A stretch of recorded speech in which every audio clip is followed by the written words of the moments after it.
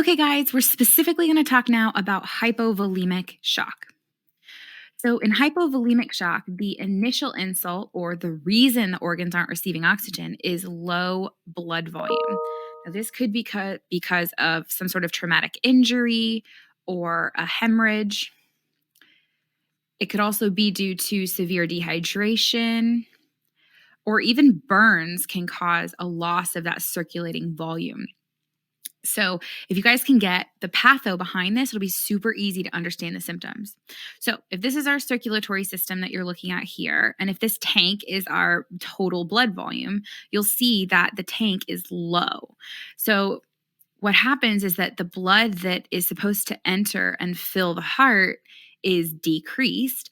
And so, if you remember the blood that enters and fills the heart, that's called preload. So, we decrease our preload because the volume's just not there. When our preload decreases, our stroke volume is going to decrease because there's just not as much volume, and that makes our cardiac output decrease. So our body then has mechanisms it tries to use to compensate for that low cardiac output. So you'll see a lot of vasoconstriction out here because the vessels are trying to shunt and pull that blood back towards the heart. So that means that the pressure our heart has to pump against is increased because of the vasoconstriction. So that will be our SVR is our afterload that increases our afterload. Okay. But it also means that the blood is actually shunted away from the non-vital organs into the vital organs. And so we see things like our skin becomes pale or cold because that blood flow is being shunted away from the skin. And then, of course, the heart rate is our other compensatory mechanism. So the heart rate's going to increase and it's going to try to compensate for that cardiac output. The problem is after a while, the body can only compensate for so long. So eventually we're really going to start seeing our blood pressure decrease as those compensatory mechanisms fail, because ultimately there's just not enough circulating volume to serve the whole system. So it'll start to shut down. So in our patients, the severity of symptoms we see depends entirely on the amount of volume they've lost. In the first couple of stages, they've lost a good bit of volume, but not so much that the body can't compensate. And so you may not see any symptoms, or if you do, they might be relatively minor. So again, you might see that elevated heart rate because of those compensatory mechanisms. You might see pale skin because the blood is shunting away from the non-vital organs. They might be a little cold for the same reason. And then you might start to see a little bit of a decreased urine output because the kidneys are trying to compensate by holding on to fluid so they can try to increase the pressure within the system and increase their perfusion. Now, in stage 3, this is where we really start to see shock kicking in. Again, remember that shock is a decreased oxygenation to the tissues. What's happening is these compensatory mechanisms are failing, and the patient is really in trouble at this point. You'll see their blood pressure start to decrease.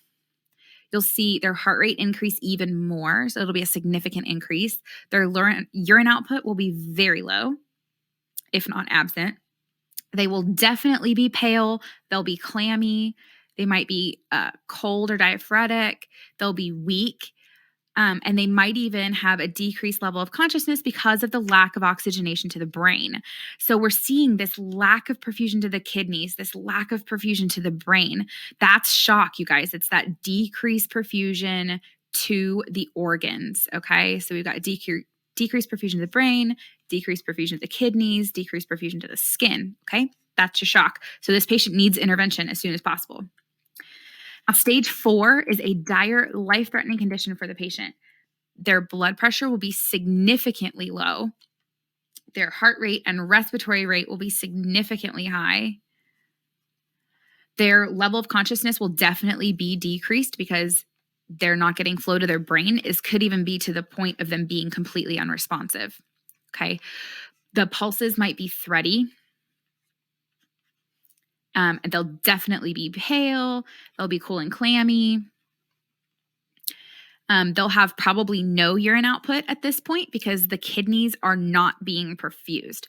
Now, you'll notice that stage 4 is a loss of a fluid volume of more than 2 liters.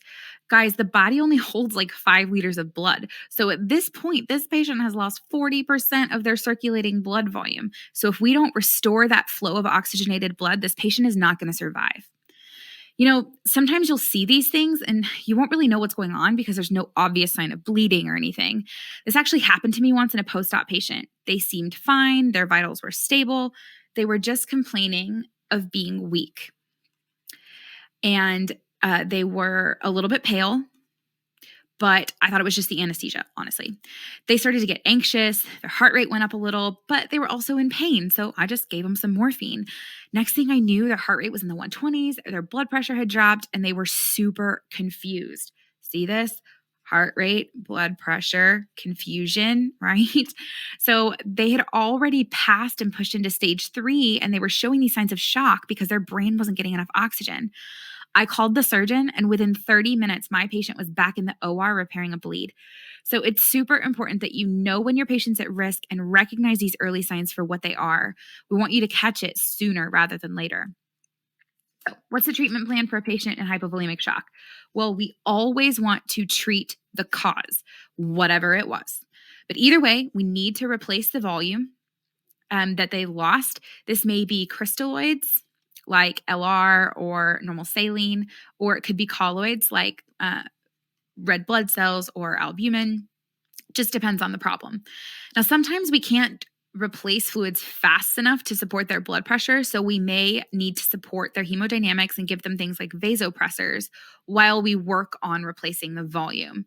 But it's really important to remember, vasopressors are going to constrict those blood vessels, but squeezing the tank, so to speak, does nothing if it's empty. So we always start filling the tank first, then we'll give them vasopressors.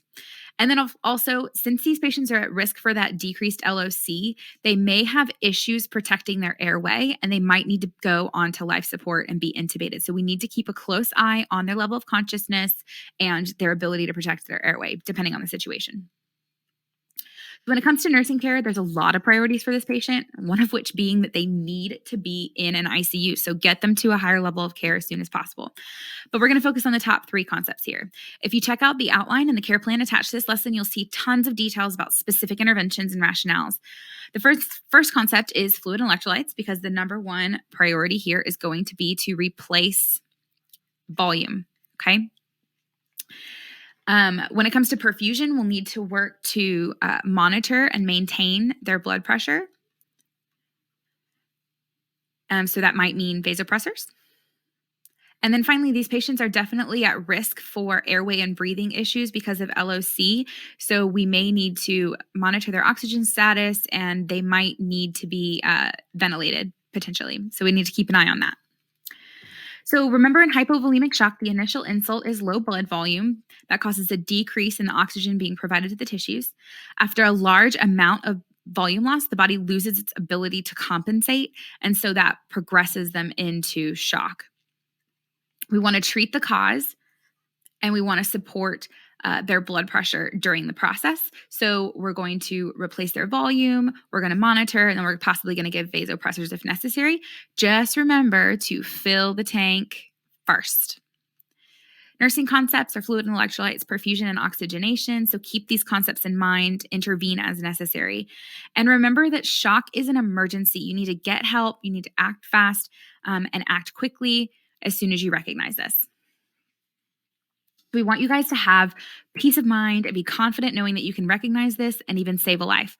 We love you guys. Go out and be your best selves today. And as always, happy nursing.